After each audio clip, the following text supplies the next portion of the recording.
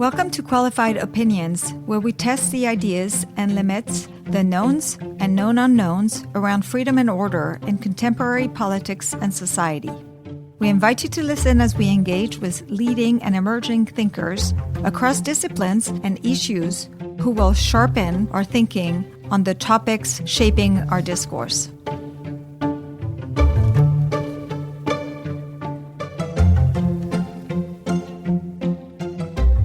Welcome back. It's an understatement to say that the recent attempt on President Trump's life on Saturday, July 13th, 2024 has shocked the country. It certainly shocked me. The attempt could have easily been successful. As Niall Ferguson wrote in the Free Press, an inch or two further to the left, and the bullet that grazed Donald Trump's ear would have penetrated his skull and very likely killed him. The last night of the Republican National Convention, we heard President Trump recount his experience that day. Today, we'll explore how this incident fits into the broader historical context of threats against U.S. presidents. Presidential historian Tevi Troy, who is with me to talk about this, is a former senior White House aide. He is a senior fellow at the Bipartisan Policy Center and a visiting fellow at the Mercator Center. He's the author of 5 books, including the forthcoming book, The Power and the Money, the epic clashes between commanders-in-chief and titans of industry. Tevi, thank you for joining us to shed lights on this somber yet crucial aspect of American history. Thanks for having me, Veronique. You are an inspiration to me. I love all the stuff you write, and you were helpful to me at an early stage in The Power and the Money, given your thoughts on the subject about presidents and corporations and CEOs. So I'm really happy to be here. So before we start, first, thank you. But before we start, can you kind of tell us, how does someone become a presidential historian? I loved history from a very young age. My parents, who are now unfortunately passed, both imbued in me a sense of a love of America, of patriotism. So I wanted to learn more about the history of this great country. In fact, as you know, I even have a brother who's also a historian. But I really focused on the presidency. I went to the University of Texas at Austin. I got a PhD there in American civilization. And while I was there, I took a lot of classes at the Lyndon B. Johnson School for Public Affairs. And I had a mentor there. Her name was Elspeth Rostow. And the reason I say her name is that her husband, Walt Rostow, was National Security Advisor under both Johnson and Kennedy. And Walt was really the first person I met who had had the kind of a senior role in the White House, who had known presidents. And Professor Rostow, his wife, also knew multiple presidents, knew all the top White House aides. And it was just fascinating to hear her stories. So she gave me an amazing reading list. As you know, for a PhD, you have to read a ton of books, but reading list of books on the presidency. And she encouraged me to delve into the presidential archives. And in Austin, you have the Lyndon B. Johnson archives, but you're also not that far from other presidential libraries. I drove around the country. I went to multiple presidential libraries for doing my dissertation. And so I had this expertise in the presidency. But then, as you know, I also worked in the White House. And with those two things, the inside knowledge of having worked in the White House and what it's like, and the academic training of how to be a presidential historian, I brought those two together. Not a lot of people have that combination of training as a presidential historian, but also working at a senior level at the White House. Yeah, that's really awesome. And it's as you were talking, I was thinking, so it's funny because when you hear presidential historian, okay, obviously we've had many presidents in this country, so you would think that it's a big job, but it still also feels so specialized. And that said, you've actually already published 5 books. Can you kind of name them? Of course I can name them. It's like asking me to name my children. Yes. My first book was Intellectuals in the American Presidency. It was a history of intellectuals who worked in the White House and tried to shape policy in that direction. My second book came out after I spent 8 years in the Bush administration and a total of 13 years in government service. And that was called What Jefferson Read, Ike Watched, and Obama Tweeted. That was a history of popular culture in the presidents, what cultural influences they had, and how it shaped their presidencies. I love that book. I know you did. I remember you wrote about it, which I appreciated. My third book was, I wanted to do more of a policy book. It's called Shall We Wake the President? And it was a history of how presidents have reacted to disasters, but also how we as a society should deal with disasters, give recommendations to presidents, but also to individuals. And then the book that you've also were very kind to is called Fight House. That was Rivalries in the White House from Truman to Trump. That came out in 2020. Wall Street Journal named it one of the best political books of the year. You were very kind to it. And that looked at infighting, rivalries inside the White House, and asked the question of, yes, I know there was infighting in the Trump White House, but has it happened in other administrations? And the answer is heck yes. And you'll have to read the book for more details to find out. Yeah, I really loved that book. And it actually kind of brought me a lot of peace, because I thought, wow, this moment we're in is crazy. And then I read your book and I was like, well, sorry, I interrupted you. No, you didn't interrupt. It was a great question. And I know people who were in the Trump White House who read the book during the Trump administration, maybe for like you therapy, but at least one person apparently read the book for ideas of tactics that they could use against their enemies. And I said, it wasn't a how-to book. And now, I don't want you to say too much about your next book, because we're going to talk about it in a future episode. But what is it about? It's called The Power and the Money, and it's about clashes between CEOs and presidents. And it's written of this particular moment where both Democrats and Republicans seem to hate corporations. And I get into the origins of why that happened. Well, let's start talking about presidential assassination. So can you give us an overview of successful president assassination? Obviously, everyone knows about Lincoln and JFK, but there were more. Yeah, I'm not sure I like the word successful. No, but we have had at least four presidents who were murdered by gunshot. Number one was obviously Lincoln. That's the most famous one in 1865. But then in 1881, you had James A. Garfield, who was really a tremendous person, a real intellect, a thoughtful person. He's shot very early in his presidency, and Lincoln's son was actually there and witnessed it, which is quite traumatic for him. And then kind of machine hack politician Chester A. Arthur takes over when Garfield dies early in his term. And then you have McKinley is shot in 1900 when and Teddy Roosevelt's the vice president. I guess it's 1901, and Roosevelt takes over as president for McKinley. And so that was a third one. And then perhaps the most famous one next to Lincoln is John F. Kennedy, who was murdered in 1963 in Dallas. So 4 tragic assassinations of people cut down in the prime of their lives while they were ruling this great country. And they were also attempts, assassination. So can you tell us which one they are?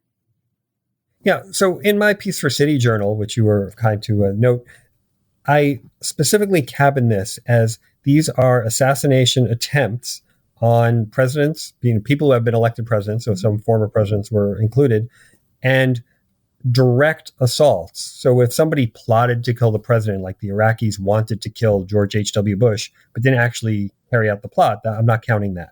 So these are 6 direct attempts by gun against different presidents. And I start with Teddy Roosevelt in 1912, when he is running for president again. He had been president previously. This assassination takes place in Milwaukee.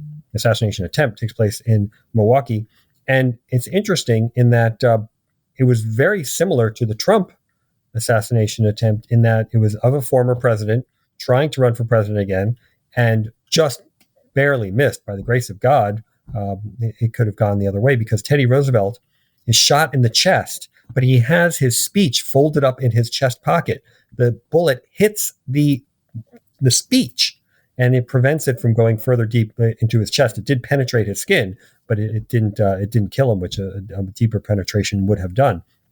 And then Roosevelt, to his credit, and this is another analogy to Trump, he gets up there and he gives his speech and he says it takes more than that to kill a bull moose. And he doesn't go to the doctor until after he gives his speech. And that is somewhat reminiscent of Trump's famous fist in the air when he said fight, and showing defiance in the wake of a terrible assassination attempt. So you start your piece at City Journal with the example of the attempted assassination against Andrew Jackson. Yes, that happens back in 1835. And it's just, as traumatic as it is, the way you tell it, it's kind of funny. I hate to say this after calling successful assassination successful, but can you tell us about that attempt? Yeah, so this one is taking place at a funeral of a member of Congress. Everybody's there. And this guy, an unemployed house painter, comes at Jackson with a pistol, aims it at Jackson, pulls the trigger, but the gun misfires. Jackson pulls out his cane to start hitting the man. The guy pulls out another pistol, aims it at Jackson directly.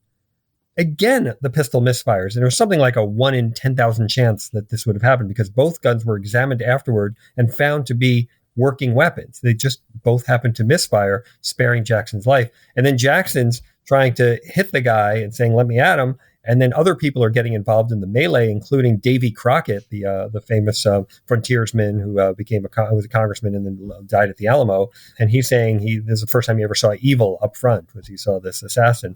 And then the assassin might have been killed or pulled apart by this mob, but eventually he's taken away and he's executed not that long afterwards. Or actually, I mean, he wasn't executed. He went to a mental prison for the rest of his life. So, and I didn't know also that they had been an attempt at killing Lincoln before someone actually succeeded in killing him. I think there were multiple attacks on Lincoln's life, actually. And in fact, he starts his presidency by sneaking into Washington in the circuitous route via Baltimore because he had heard through Pinkerton, who was, now it's the name of a detective agency, but it was the name of a famous detective at the time, who he had heard that there was going to be an assassination attempt on Lincoln's life. And Lincoln kind of had to slink into D.C. for the first time when he came as president.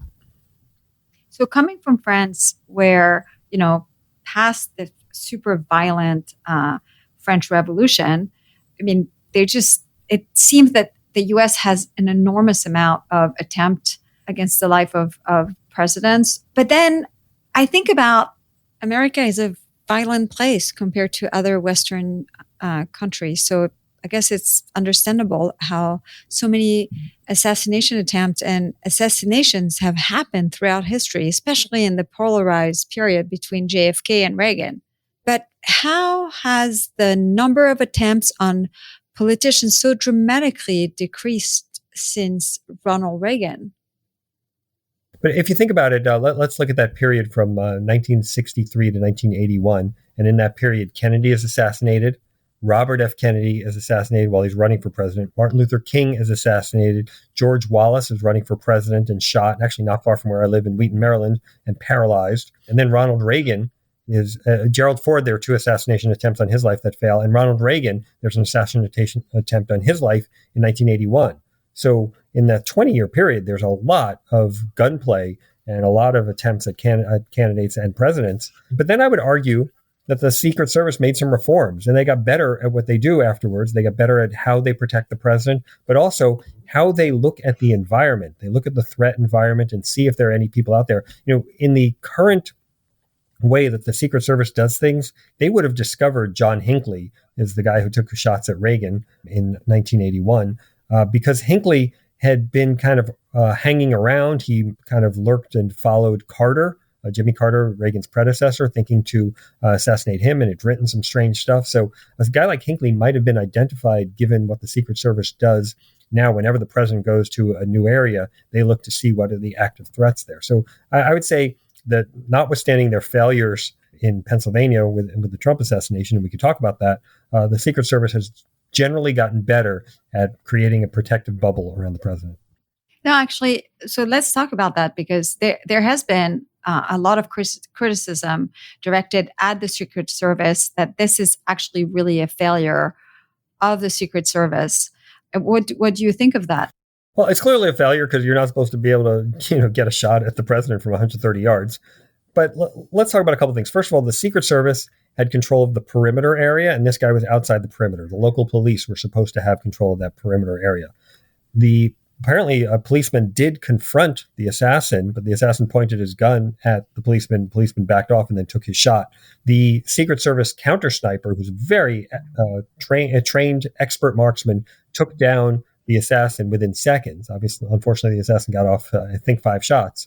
So, a lot of things went right, but it's just unconscionable that this guy happened to be on that roof and nobody saw him or did anything about it. So there was failures, but there's also successes. Well, apparently it's also a problem of coordination between the local police, troops and the Secret Service, which seems like something that should be ironed out by now, right? Because there's some evidence that they were aware at least the local police were aware of this guy. But anyway, it's like a coordination problem. But Absolutely. when you were talking about the 20-year period, I was actually thinking that in the aftermath of the attempted assassination of the president, and my colleague David Massey, who's the editor of Discourse magazine at Mercatus, wrote in the Free Press the following: "No one expects President Biden and former President Trump to share a few drinks and laugh anytime soon. For starter, Trump doesn't drink, and neither man seems in a jolly mood these days. But hopefully Saturday's tragedy won't go to waste. Hopefully the American people will demand at least a temporary halt to the dangerous rhetoric. If Saturday's events prompt both candidates to continue behaving at even the most basic level of civility, that may be a good start." So I actually want to ask you, following the assassination events historically, has this come true? Has this actually appeased people or changed something in the behavior of the country? Or, I mean, based on what the 20 years you recounted of lots of people getting assassinated, it maybe not. Yeah, it's a really good and thoughtful question. So a couple of things come to mind. First of all, Ronald Reagan's administration, as much as you and I admire him, wasn't doing that well in early 1981. And things seemed to improve after the unsuccessful assassination attempt. And Reagan did get a lot of sympathy. He was able to get his budget passed with a lot of Democratic votes. They were blue dog Democrats, conservative Democrats, but still. And I think it was actually an important moment on his trajectory towards a successful presidency. Another thing that changed, as I mentioned, is the Secret Service, and the Secret Service got better at things. I also think about FDR, the assassination attempt on him right in the transition period between his election in 32 and his inauguration in 33. And this is in Miami, and the Chicago mayor, Anton Chermak, is with Roosevelt. And the bullets intended for FDR actually hit Chermak, and he's injured gravely. He eventually dies. But he says to FDR, "I'm glad they hit me and not you." And there was a kind of a swelling of support for Roosevelt. So, sometimes there's some positivity that comes out of these things, and not like I'm rooting for them or not like they should happen and prevent them all and we abhor them. But yes, sometimes good can come out of it. So what do you think is going to come out of this? Well, I liked what Biden said initially, where he said we're going to tamp down the rhetoric, and he called Trump. But within a few days, they're back to calling him, fascist, liar, threat to democracy, and all this stuff. And with no recognition that kind of environment can create a permission structure. And I fully admit there's this stuff is going on both sides, and it's terrible. I don't like it. And I intentionally, in my piece, end with Bob Dole, who ran for president in 1996, lost pretty badly to Clinton, but he was a happy-ish warrior on the campaign trail, and he used to refer to Clinton. He would say, "He's my opponent, not my enemy." And I think we have to recognize that you may be of one party or another, but the people on the other side are not your enemy. They're your opponents in this political sphere, but they're your brothers as Americans. They're your sisters as Americans. And I think we need to have that shared thing. If I get back to Ronald Reagan, who's a real hero of mine, he used to say this thing where he said, "Liberty binds us together." I think those 4 words capture everything. It's not about what racial group you are. It's not about what your gender is. It's not about your religion or what country you came from, whether you have an accent or don't have an accent. It's about you are living in this country because you have this shared vision of liberty. We are not an ethnic nation.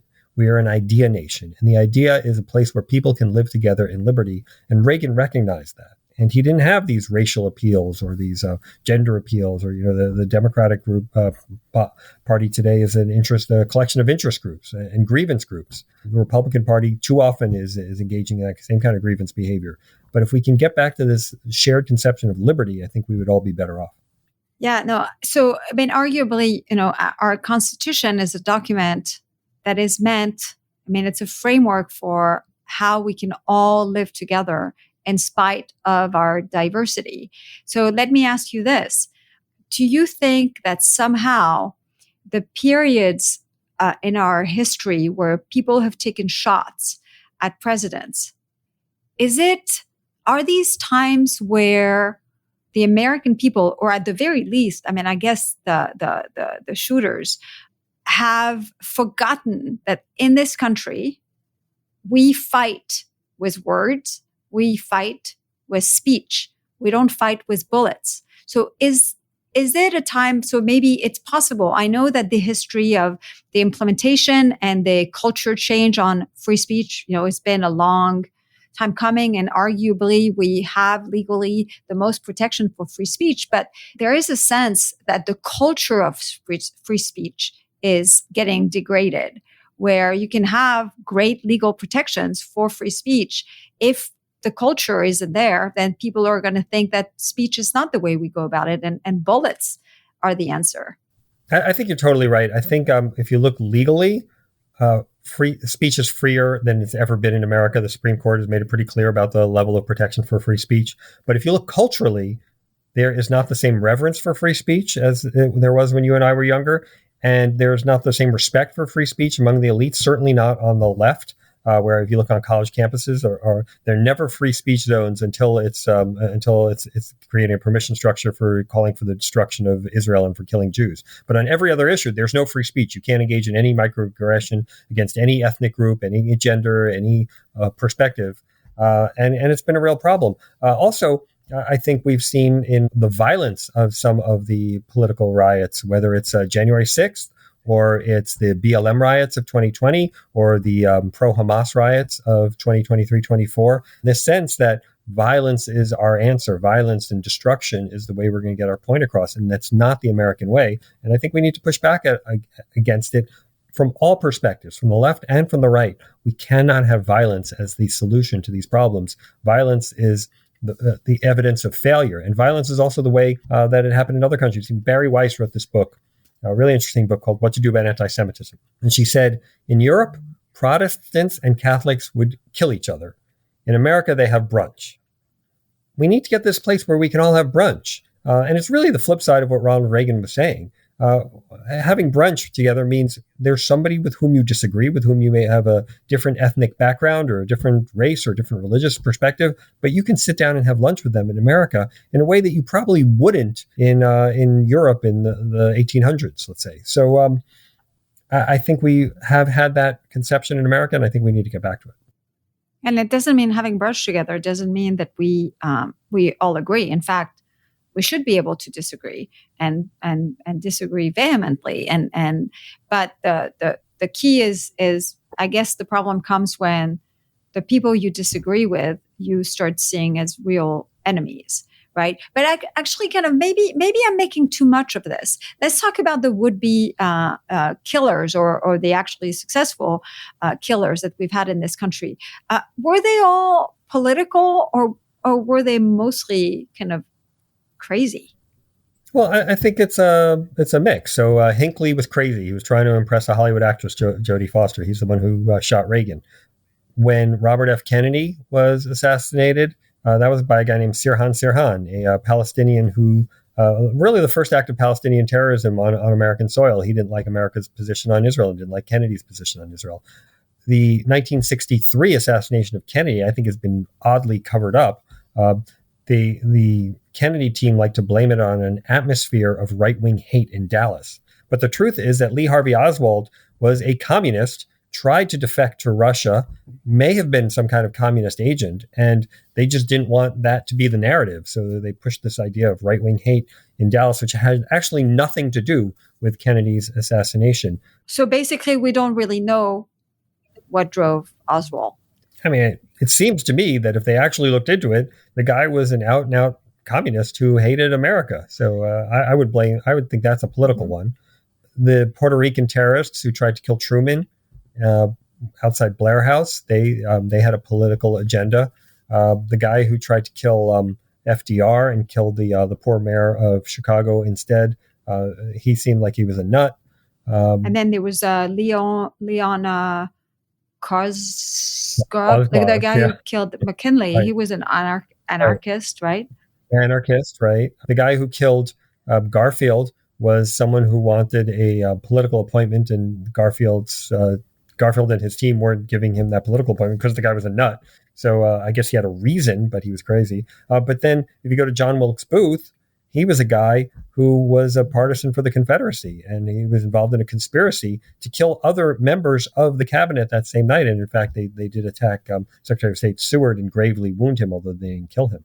So that was political. So I would say it's a mix of political and nuts. So let me ask you now, why no women?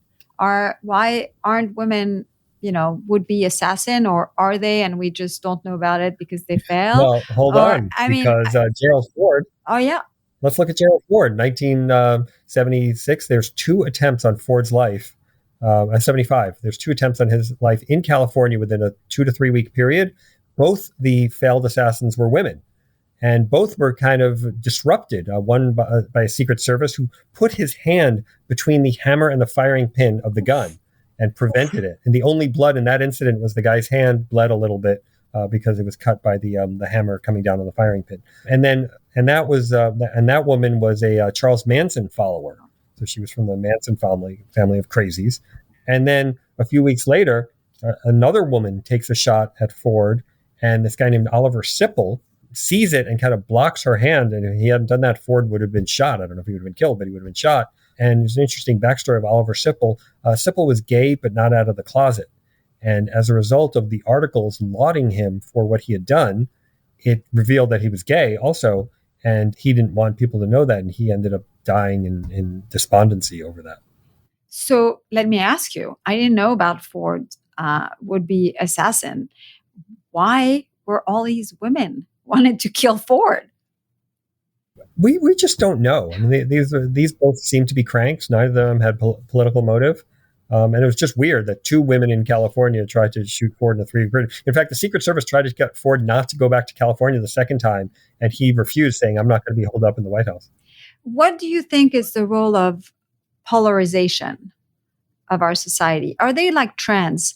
I mean, it seems possible for me, in the same way as I asked the question about free speech, that the period where there's heavy polarization in our country is one where people are going to forget that in this country we fight with speech, not bullets, and also where more people are going to decide that you have to end a president's life because otherwise some horrible things are going to happen to this country. So what is the role of polarization in your opinion? Or is it something that you see, obviously at the end of the Civil War, I guess there was a lot of polarization, but what about the rest?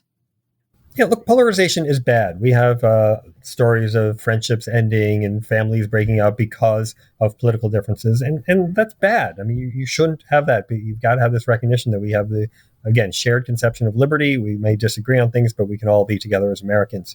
But I think that polarization is not necessarily the cause for all these incidents. It's not clear why this guy took a shot at Trump. I don't know if there was a political motive or not. But I do know that polarization is something that's gotten out of control. One theory I have that I've been playing around with, I'd love to talk to you more offline about sometime, is that the purging of conservatives from mainstream institutions, the universities, the media, Hollywood, has led to them leaving those institutions, which make those institutions increasingly more left-wing. But also, sometimes conservatives create their own institutions, which are more right-wing, and then you don't have the two sides talking to one another in the same language. And I think that exacerbates tensions as well. I mean, I think you're onto something. I saw a tweet this week by Sarah Isgur where she was pointing at something someone on the left in the mainstream media was saying about conservatives at the Republican National Convention. And she was saying that this is kind of yet more evidence that like left-wingers who leave academia have actually not been exposed to any conservatives for the most part. And they have literally no idea what they actually stand for. And that allows them to kind of like have this image of conservatives that is totally like insane and unchecked by any reality. She said that the reverse was true for conservatives that leave academia because in fact they are in an environment where they're constantly subjected to, or they are forced to interact with people on the left. Now, I think you're also I mean, that sounds right to me. But it is also true that as a response to this, the right create its own bubbles where all they do is interact among themselves, and also can form an idea of the left that is also very disconnected from what it is. Yeah, you're right. There's something to that. I don't know if you're familiar with the work of Jonathan Haidt. Yeah. But he's a brilliant guy. Has written these best-selling books about how people get their ideas and how we do live in these bubbles. He said in this fascinating interview in the Wall Street Journal, it's actually also by Barry Weiss. So I guess I got Barry Weiss on the brain today, but it was this interview in the Wall Street Journal. The guy grew up in New York City, brilliant guy, went to Yale, and he said until he was 40, he never encountered a conservative idea. I mean, how is that even possible? So, I mean, that's a real academic bubble there. On the right side, yes, I agree that there are some of these kind of conservative bubble institutions, but I've noticed in my time that conservatives have what John Podhoretz describes as bilingualism. They're bilingual because they have to understand what liberals are thinking because they read the New York Times and the Washington Post and the mainstream liberal publications. You can't get away from them. Whereas liberals can live a life in which they never encounter conservative ideas, like with Jonathan Haidt. Well, but by the way, reformed and now is fairer to both sides, I would say. Yeah, I wonder whether I would caveat what you just said, which is there are conservatives who are reading. I mean, the professional conservatives we know, right? I mean, they are reading the New York Times and the Washington Post, and some of them are even writing for it. But then there is this segment of the conservative movement that has created its own bubble, right? And some of the craziest things that you see come from people who are recreating a lot of what we see on the left. Yeah, I don't disagree. There is that sense of a bubble, and it's enabled in part by when the liberals purge conservatives from their institutions, they go so far left that people say, well, this is devoid from reality. Like liberals who've been saying for 3 years, and journalists, and I know there's a lot of overlap there, have been saying for 3 years, oh, Biden's fine. It's just a right-wing talking point. And then we all saw in the debate that Biden's not so fine. And suddenly they said, oh, well, the Washington Post had this delicious headline where they said, well, Biden's age appears to have accelerated recently, which is their excuse for why they didn't cover it for 3 years. I don't buy it, but that's how they're trying to tell themselves that they're actually still journalists. So let me ask you about President Trump attempted assassination and what you think is going to happen from now on. Are we more in 1968, in your opinion, right now, or are we more in 1981? So basically, my question is this the beginning of a violent period, or is this assassination is actually kind of going to temper everyone down and, kind of get everyone to chill to some extent? Well, it's an impossible question to answer. I'm a historian. I try and predict the past, not the future. But I sure hope it's a 1981. Maybe this is a wake-up call that we've taken this polarization stuff too far. And I'm generally a hopeful, optimistic person. I think that's the way you've got to be. And my mentor was a guy named Ben Wattenberg, who always tried to teach me to take the optimistic take on things. But there certainly are worrisome signs out there. But I will say this. I started working in Washington in the 1990s. And at the time, we were thinking, oh my gosh, Armageddon all the time. Bill Clinton, is having this affair with an intern. Newt Gingrich is taking over in Congress, impeaching the president. It didn't seem like a time of peace and prosperity. Now, if you ask me today or anybody about the 90s today, they say, oh, time of peace and prosperity. So I don't know necessarily how historians will view our decade. Obviously, we started off with the coronavirus, but right now, the U.S. is not involved in any major wars. The stock market is doing pretty well. The unemployment rate is low. I understand that we have this massive debt that we absolutely have to deal with, and it does worry me. But it is a solvable problem if our political elites are willing to address it. So that's a big if. Yeah. But it might be that people look back at the 2020s and say, hey, that was a pretty good time, especially if something really bad happens in the 2030s, like a global war or another pandemic or an economic collapse. That's a fair point. Do you think that that 1968 was actually coming in the tail of the JFK assassination? Uh, there was the sense that something weird was going on in the 60s. But if you really think about it, the 63 Kennedy assassination, America was in a very different place than in the 68 other Kennedy assassination. I mean, it's not like America was filled with riots or incredible amounts of tension in 1963. But once Lyndon Johnson becomes president, you start to have race riots in every summer of his presidency. So starting in 1965, I guess, with the Watts riots, you had riots every summer for the rest of the 60s. And so there was the racial tension, which Johnson was flummoxed by, because he said, I passed the Civil Rights Bill, I passed the Civil Rights Act, the Voting Rights Act. How is it possible that now we're getting racial riots? And the truth is that there were problems going on in the Black community that were beyond just the ability of government to solve with a snap of a finger. So that was one thing. The second thing is the Vietnam War and the protests led for that. I mean, in 63, we weren't as involved in Vietnam. We certainly didn't have as many troops there. And we certainly didn't have 50,000 dead soldiers there, which we had a decade later. So I think the tensions rose in the later 60s, and it's not necessarily related to what was happening in the early 60s. Well, so we've had riots, we've had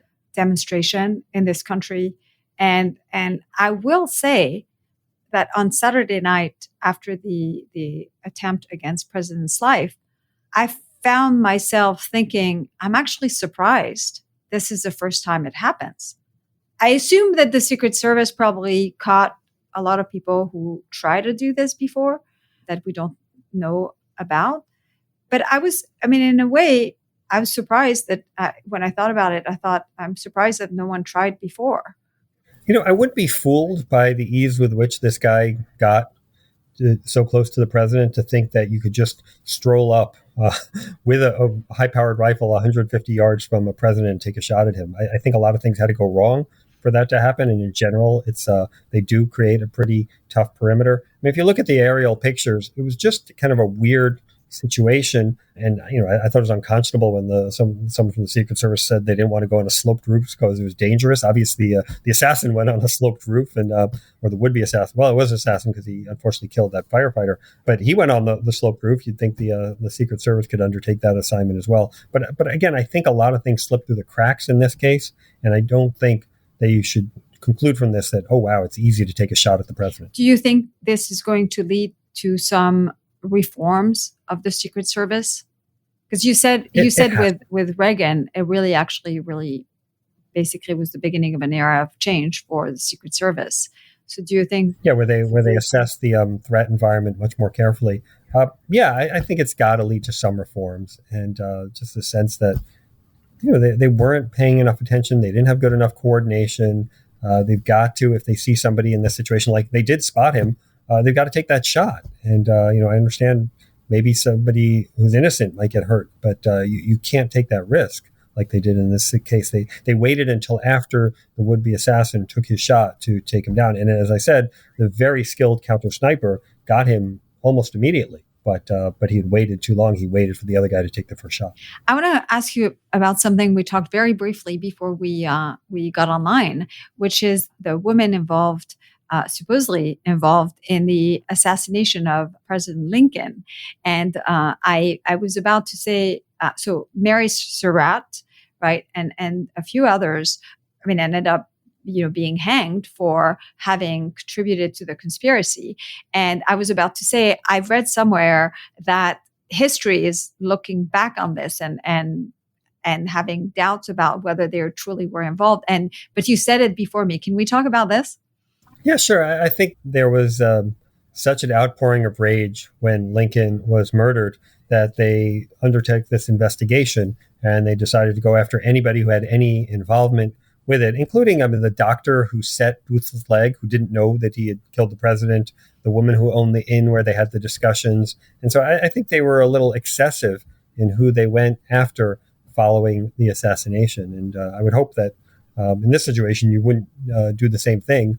Obviously, the assassin is responsible for what he did. He stole his father's gun. He climbed on that roof. And you can't necessarily blame somebody who knew him or was around him for what happened. So I want to start a new feature on this podcast. I have some wonderful interns with me this summer, and I've decided I was going to actually get them to ask a question to my guest on the topic we were going to talk about. So I have this question from Owen Yingling, and he says, do you think the speed of the modern news cycle will dampen the impact of the Trump assassination attempt compared to past incidents?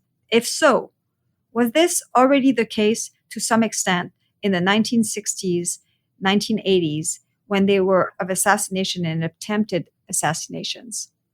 Well, thank you, Owen, for the question. And it's an interesting one. And I do think that the news cycle is faster these days, and things happen and we kind of forget about them. But also, things seem to happen. They're just so shocking, and we're kind of moving on. I mean, you look at the last 7 days, I mean, you had an assassination attempt on the president. You have this attempt to get the sitting president out. You had the nomination of a vice presidential nominee who came from nowhere, really a hard scrabble poverty in Appalachia, wrote this best-selling book and is now the vice presidential nominee of the U.S. You had the president of the United States getting COVID. So, yeah, I mean, these things seem to be coming at us fast and furious, and there's a very good chance that we will kind of forget about moment A once we are trying to absorb moment B.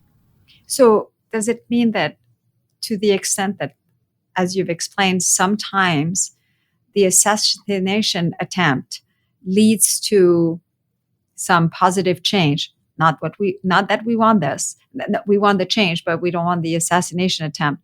Do you think that because of the media environment, people forget or stop talking about it, they may not be a moment of reckoning that could lead to positive change?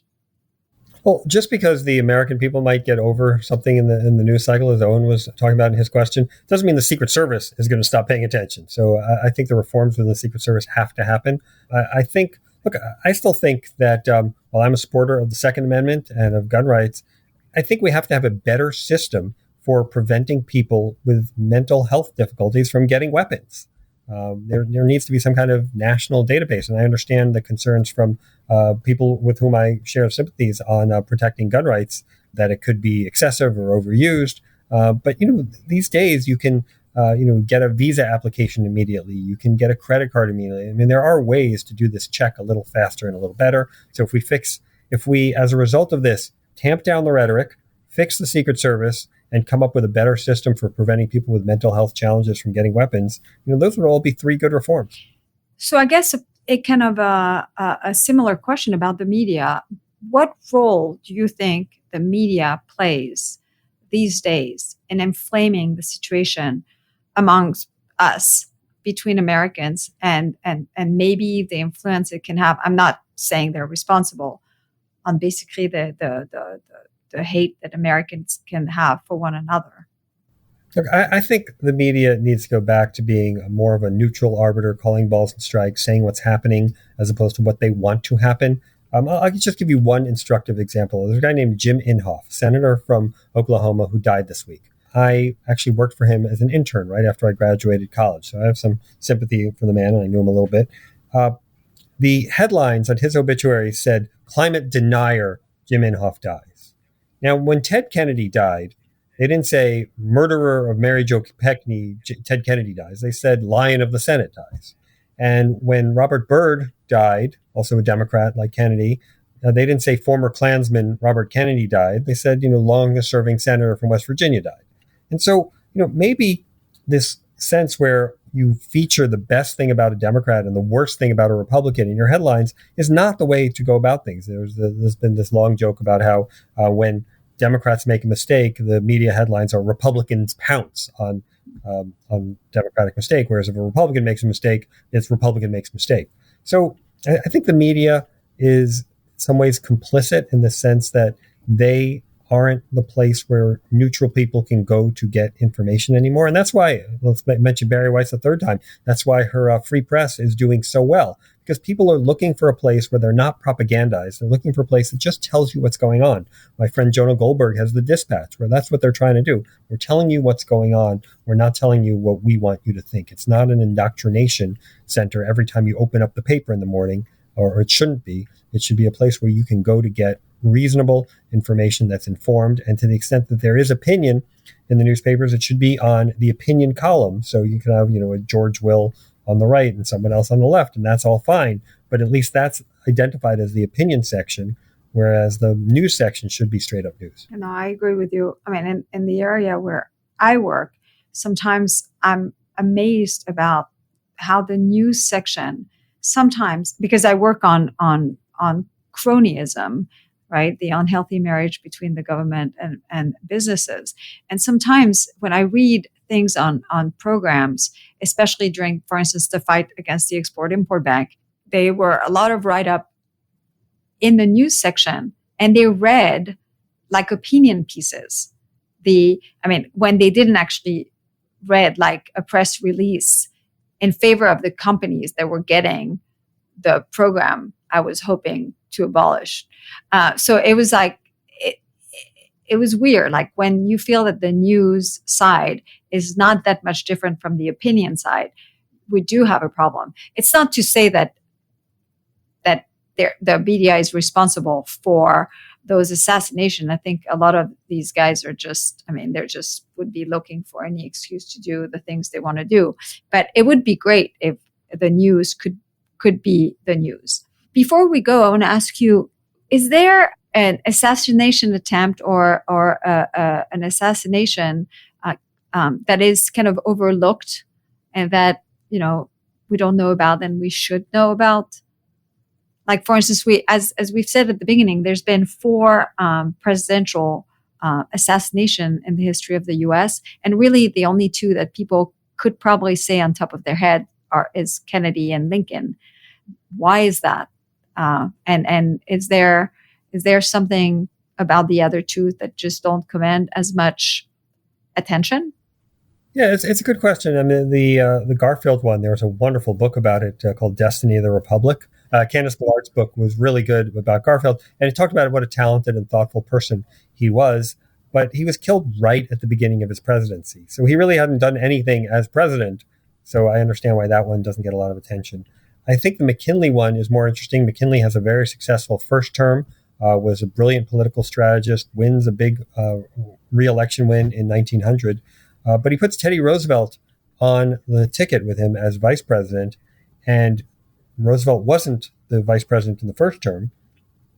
And Roosevelt is such a colossal figure that he kind of overshadowed McKinley. And so I think McKinley gets a little bit of short shrift. Because if you think about it, Kennedy served less time as president than McKinley did. But we all know about Kennedy's assassination, and we don't know as much about McKinley's.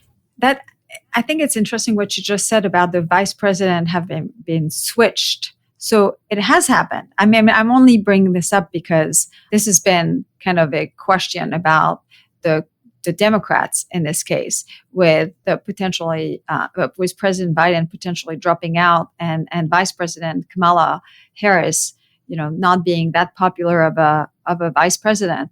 And I just actually I just didn't know that there were cases where the VP had been switched.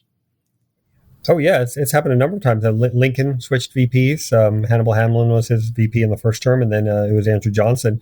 And because of that switch, Andrew Johnson became president and was a terrible president instead of Hamlin. And then Roosevelt had 3 vice presidents, including after 1944, when he's running for re-election for the 4th time, he switches out Henry Wallace, who had ties to Soviet agents if he wasn't a Soviet agent himself.